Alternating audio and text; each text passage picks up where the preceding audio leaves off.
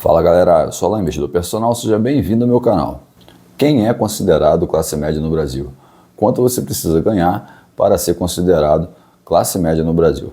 No vídeo de hoje eu trouxe uma matéria do Antagonista que tenta explicar para a gente poder compreender as classificações sociais do nosso país em relação à renda de cada brasileiro ou de cada família brasileira.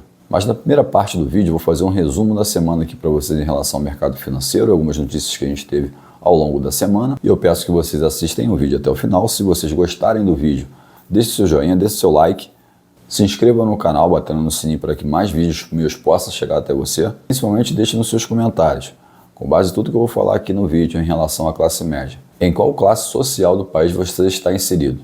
Falando como fechou o mercado financeiro nessa semana, primeira semana completa de 2026, o Ibovespa fechou em alta na semana de 1,76%, na casa de 163.300 pontos. O dólar recuou 1%, chegando a R$ 5,36. O IFIX subiu mais um pouquinho, 0,28%, fechando em 3.789 pontos. E o Bitcoin caiu cerca, na gravação desse vídeo, caiu cerca de 3,40%, na casa de 90.500 dólares. Essa semana também foi marcado por fortes protestos no Oriente Médio, no Irã, que está vivendo uma crise profunda.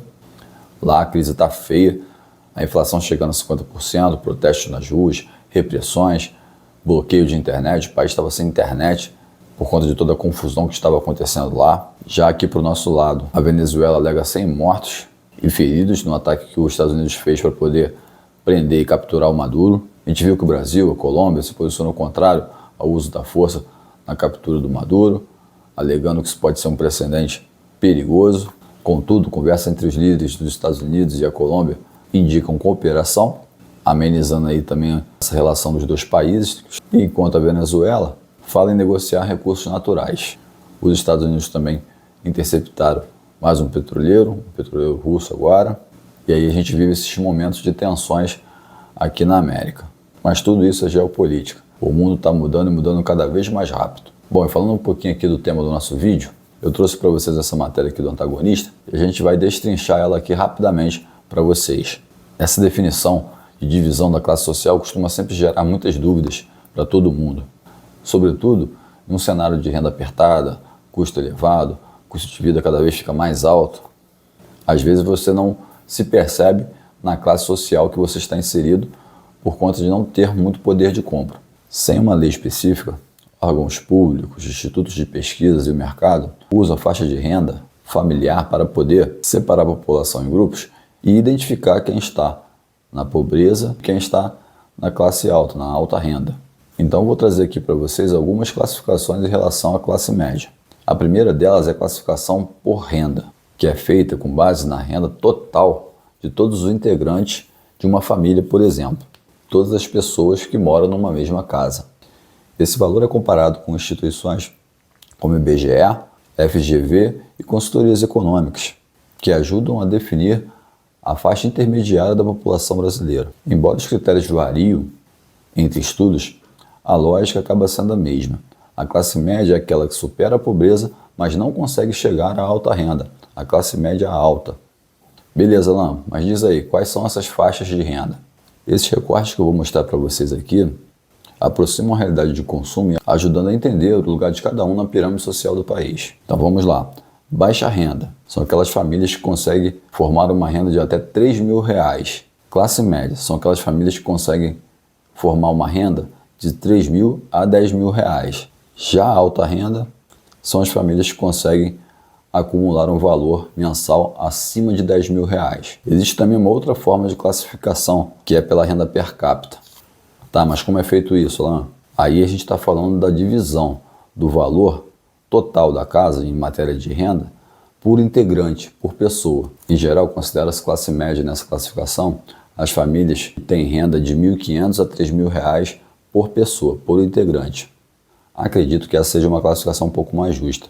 Não adianta nada você ganhar R$10.000 ali numa renda familiar, você ter 10 integrantes naquela família, o consumo que você vai ter vai ser maior, as despesas serão maiores e esse valor vai ser diluído, não sobrando praticamente nada na renda familiar daquele domicílio. Só para dar um exemplo aqui, se você tem um domicílio com 4 integrantes, cada integrante tem uma renda de R$3.000, essa renda familiar vai ser de R$ 12.000. Vai até passar aquela classificação que eu dei anteriormente, da classe média sendo até R$ 10.000.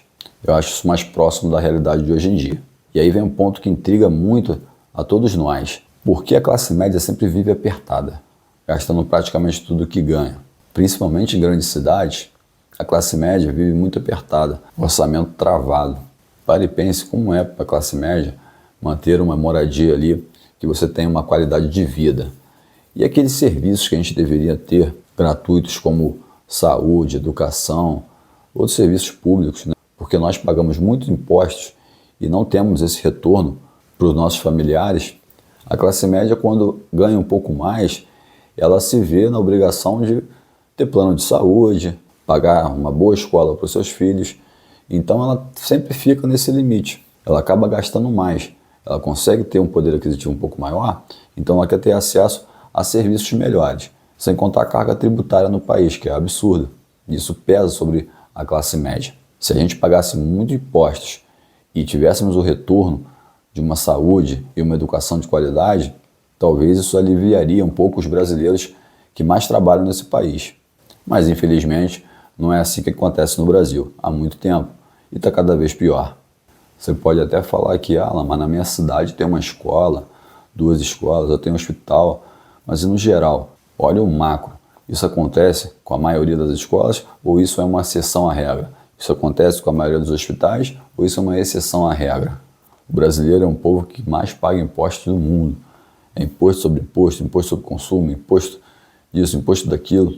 E aí eu falo para vocês, eu tenho certeza que quem é da classe média aqui, se consegue pagar uma boa escola para os seus filhos, vai pagar. Pode falar, pode escrever nos comentários. Você prioriza ou não algumas coisas básicas para a sua família, que deveriam ser gratuito para vocês, mas com qualidade. A gente tem aqui no Brasil também um problema grave que prejudica muitos brasileiros. A gente tem um juros muito alto e a classe média tem um acesso a crédito um pouco mais facilitado. Só que nossa taxa de juros é absurda, é a segunda maior do mundo. Então a gente acaba vendo a classe média financiando. E aí uma dica que eu dou para vocês, é melhor financiar, se for uma coisa supérflua é complicado, né? Você acha melhor financiar um carro, trocar de carro só por status? Ou de repente você botar o dinheiro que você tem para trabalhar para você. Você emprestar o seu dinheiro ganhando juros. A gente tem uma taxa de 15% hoje no país. Aí você faz um financiamento de juros de 3,99 ao mês para poder financiar um carro. Eu disse ao mês. Quando você poderia de repente pegar uma parte do dinheiro que você daria de entrada e emprestar, aproveitando essa taxa de juros, para que você pudesse ter uma renda passiva ali. Não é nenhuma recomendação, mas hoje você vê CDBs, você tem o Tesouro Direto, com juros ainda altos, pagando IPCA mais 7,70%, tem CDB pagando aí 102, 105% do CDI, tem títulos pré-fixados aí do governo pagando 13% ao ano, 12,90% ao ano. E eu citei aqui a inflação, que é um outro problema também, tira seu poder de compra. Se a gente comparar o poder de compra de hoje com anos anteriores, a gente tem que frisar essa diminuição do valor do nosso dinheiro. Mesmo com o aumento nominal do salário, a inflação reduz o que o dinheiro consegue comprar, principalmente em alimentação, moradia e serviços. Então, para a gente entender a classe média do nosso país, temos que levar em conta a faixa de renda, custo de vida local, número de dependentes da família e as escolhas de consumo. Essa classificação econômica que eu citei para vocês organiza os dados do país, mas o impacto real aparece no orçamento mensal e na capacidade da gente planejar o futuro. Por isso que no meu canal aqui eu tento estimular a você investir. Não é nenhuma recomendação, mas a gente tem possibilidades de investimentos de acordo com cada perfil de investidor. Se você é mais moderado, arrojado, se você aceita tomar risco, a gente tem aí desde CDB, LCI, LCA, até mesmo a criptomoedas, para todo tipo de gosto. O importante é você ter consciência daquilo que você está fazendo, ter uma boa orientação para você poder investir com segurança, de acordo com as suas possibilidades. Hoje você pode investir com R$10, com menos de R$10 na verdade. Existem fundos imobiliários, por exemplo, abaixo de R$10. É só estudar um pouquinho, entender como é que funciona o mercado, vai passo a passo, vai do mais simples para o mais complexo, vai com aqueles investimentos mais seguros para os mais arriscados e você vai entender se você vai aceitar tomar um risco ou não. Não é nenhuma recomendação, mas você pode mudar essa história. Bom, isso é tudo, pessoal. Espero que tenham gostado do vídeo. Se você gostou, curta esse vídeo, se inscreva no canal e deixe nos comentários a qual classe social você pertence aqui no Brasil. Um grande abraço a todos e fiquem com Deus.